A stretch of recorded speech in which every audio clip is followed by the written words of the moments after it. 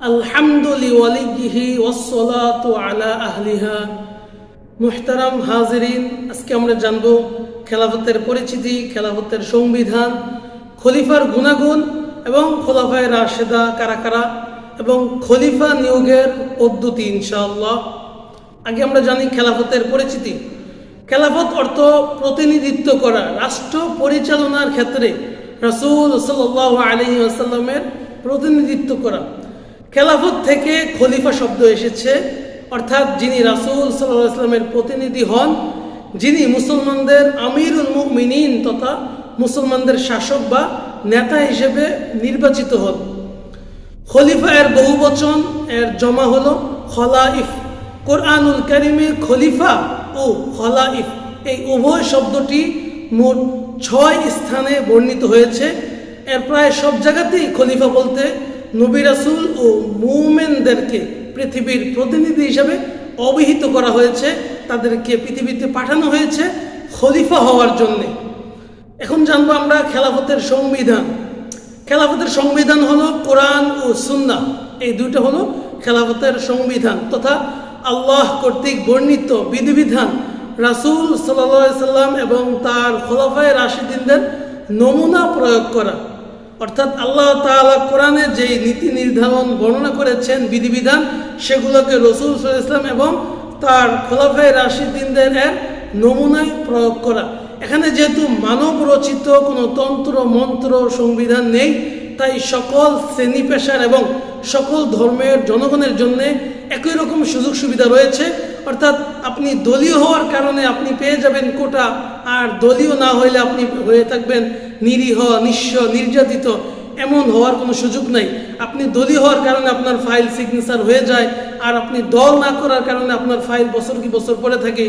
আপনি দলীয় হওয়ার কারণে আপনার মামলা পরিচালিত হয়, সুন্দরভাবে তদন্ত হয়। আপনি দল না করার কারণে আপনার মামলা তদন্ত হয় না, মামলা নিতেই চায় না। এই ধরনের ঝামেলাগুলা কিচ্ছু নাই। দলাদলির কারণে মারামারি হবে না, দলাদলির কারণে টাকা অপচয় হবে না, লোভ লালসা বাড়বে না, দলের প্রধানের ভরসায় অপরাধ প্রবণতা হবে না, বড় ভাইয়ের ভরসায়, বড় মামার ভরসায়, নেতার ভরসায় অপরাধ প্রবণতা হবে না। অর্থাৎ আলহামদুলিল্লাহ, খেলাফা ব্যবস্থা এমন একটা সুন্দর ব্যবস্থা, এমন একটা সংবিধান যেখানে সব শ্রেণী পেশার এবং অন্য ধর্মের মানুষদেরও অনেক সুন্দর সুবিধা, সুযোগ সুবিধা, নিরাপত্তা রয়েছে। এখন আমরা জানবো খলিফার গুণাগুণ। একজন খলিফাকে মুসলিম হতে হবে, তাকে পুরুষ হতে হবে, তাকে আকেল তথা বিবেকবান হতে হবে, তাকে বালেগ হতে হবে, তাকে ন্যায়নিষ্ঠাবান, ন্যায়পরায়ণ হতে হবে এবং সে খেলাফতের প্রতি আগ্রহী না হতে হবে। অর্থাৎ সে নেতা হতে চায়, প্রার্থী না হতে হবে। তাকে মুসলমানরা যোগ্য এবং নেককার মনে করে নির্বাচন করবেন, সে এটা স্বেচ্ছায় কাঁধে নিবে না। রাসূল বলেছেন, যে দায়িত্ব স্বেচ্ছায় কাঁধে নেয় তাকে জবাবদিহিতা করতে হয়, আর যাকে দেওয়া হয় তাকে আল্লাহ তাআলা নুসরত দান করেন। সম্ভবত হাদিসটা এমন। এখন আমরা জানবো খেলাফতের রাশেদার পরিচয়। খেলাফতের রাশেদা অর্থ নিখুঁত খেলাফত, সুপথপ্রাপ্ত খেলাফত। এখান থেকেই খোলাফায়ে রাশেদিন, অর্থাৎ আমরা যে বারবার শুনি খোলাফায়ে রাশেদা, খোলাফায়ে রাশেদা, এই খেলাফতের রাশেদ থেকে খোলাফায়ে রাশেদা। খোলাফায়ে রাশেদা হলেন ইসলামের প্রথম 5 জন খলিফা, অর্থাৎ হযরত আবু বকর রাদিয়াল্লাহু তাআলা আনহু যিনি 2 বছর চালাইছেন, হযরত ওমর রাদিয়াল্লাহু তাআলা আনহু যিনি 10 বছর খেলাফত ব্যবস্থা চালাইছেন, এবং হযরত উসমান রাদিয়াল্লাহু তাআলা আনহু যিনি 12 বছর খেলাফত চালাইছেন, এবং হযরত আলী রাদিয়াল্লাহু তাআলা আনহু যিনি 6 বছর খেলাফত চালাইছেন, এবং সর্বশেষ হযরত হাসান রাদিয়াল্লাহু তাআলা আনহু যিনি 6 থেকে 7 মাস খেলাফত ব্যবস্থা চালাইছেন।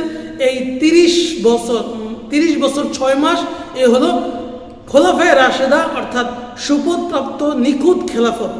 এরপরেও যদি খেলাফত ব্যবস্থা থাকলেও ততটা নিখুঁত ছিল না এবং নিরঙ্কুশ ছিল না, সেটা ছিল মতানৈক্যপূর্ণ এক ধরনের মুলুকিয়াতের পদ্ধতিতে। যেমন রাসূল হাদিসে বলেছেন, আল খেলাফতু সালাসুনা সালাতান ফি উম্মতি আও কামা ক্বাল আলাইহিস সালাম, অর্থাৎ আমার উম্মতের মধ্যে 30 বছর নিরঙ্কুশ খেলাফত থাকবে, এরপরে মুলকিয়াতের পদ্ধতি আসবে।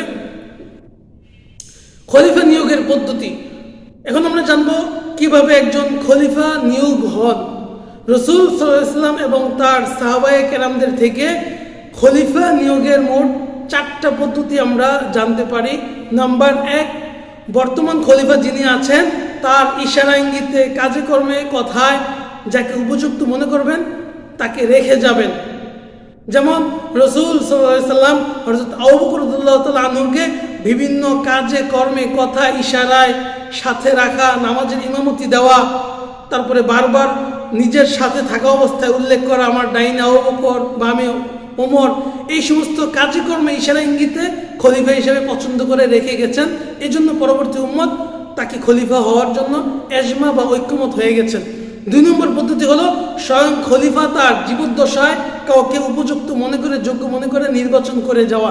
যেমন হযরত আবু বকর রাদিয়াল্লাহু তাআলা আনহু হযরত ওমর রাদিয়াল্লাহু তাআলা আনহুকে নির্বাচন করে গেছেন মানুষদেরকে জিজ্ঞাসা করে।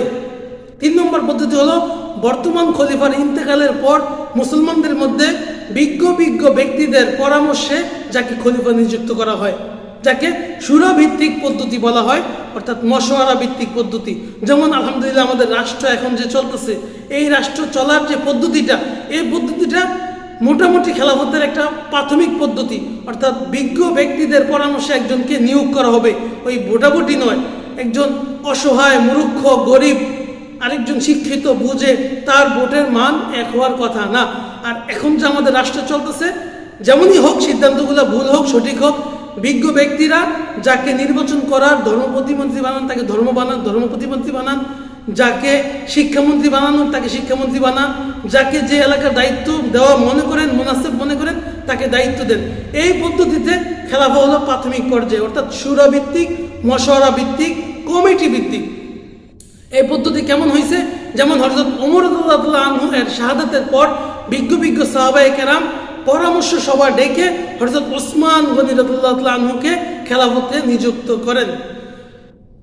খলিফা নিযুক্তের 4 নম্বর পদ্ধতি হলো বর্তমান খলিফার ইন্তেকালের পর প্রাথমিক পর্যায়ে কিছু মুসলমান, কিছু মানুষ অন্য একজন ব্যক্তির হাতে বায়াত গ্রহণ করা এবং পরবর্তীতে সময়ে সময়ে স্থানে বিভিন্ন মসজিদে হোক, মাঠে হোক, বিভিন্ন জনসভায় হোক, অন্য পর্যায়ক্রমে ওই ব্যক্তির নামে, ওই খলিফার নামে কিংবা ওই খলিফার হাতে বায়াত গ্রহণ করা।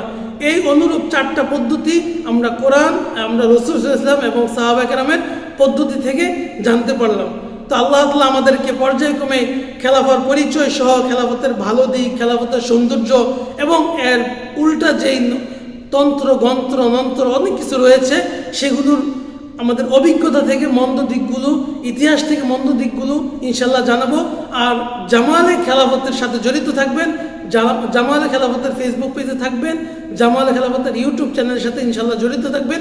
পর্যায়ক্রমে বিজ্ঞ আলেমদের আলোচনা ইনশাল্লাহ আসবে। আপনারা যদি থাকেন তাহলে অনেক কিছু জানতে পারবেন। আর যদি খেলাফতের জন্য একটু ঘাম জোড়ান, আল্লাহ তাআলার বিনিময়ে অনেক জাযা দিতে পারেন।